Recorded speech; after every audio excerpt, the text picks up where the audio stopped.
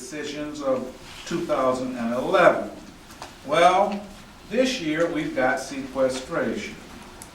It's a bit complicated, but in short, this is what I understand. Sequestration requires the permanent cancellation of budgetary resources by a uniform percentage.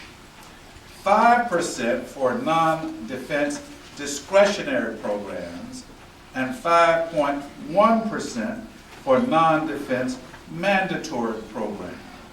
Now, what does that mean? Programs such as Title III, undergraduate programs will be cut 5.1%.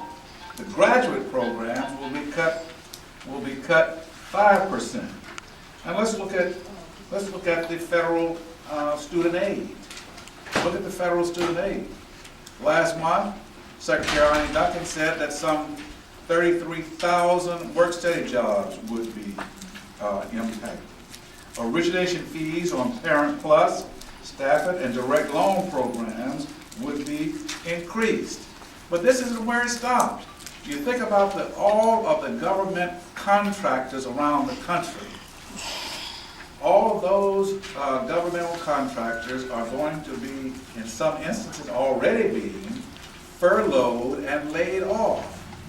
Now, this means that not only are our students not going to be able to get some of the financial aid that they have received in the past, but parents who work for governmental contractors who are going to be laid off or furloughed are not going to be able to have the money to be able to pay even a part of the fees that their children are incurring in our colleges and universities.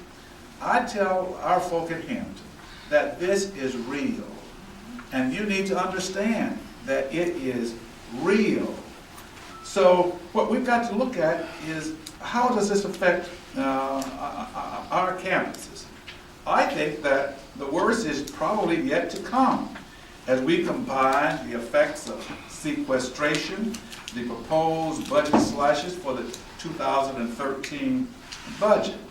Now, let me say a word about Parent Plus. As you know, more than 14,000, and maybe even more than that, but I use the figure 14,000 to illustrate a point.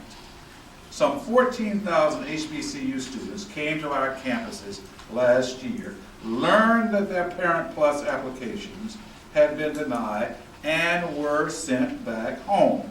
Now, if we just take that 14,000, multiply that times 12,000.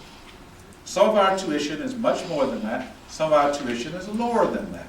So I took the figure of 12,000.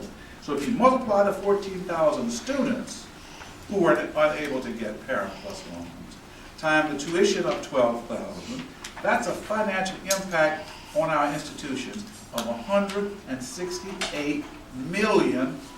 That's a lot of money. $168 million. And if you add to that the $148 million less that we received last year from the federal agencies than we did the year before, then we're talking about a $200 million impact to our institutions. Now, there may be people running around telling you something different, but I promise you it's not so.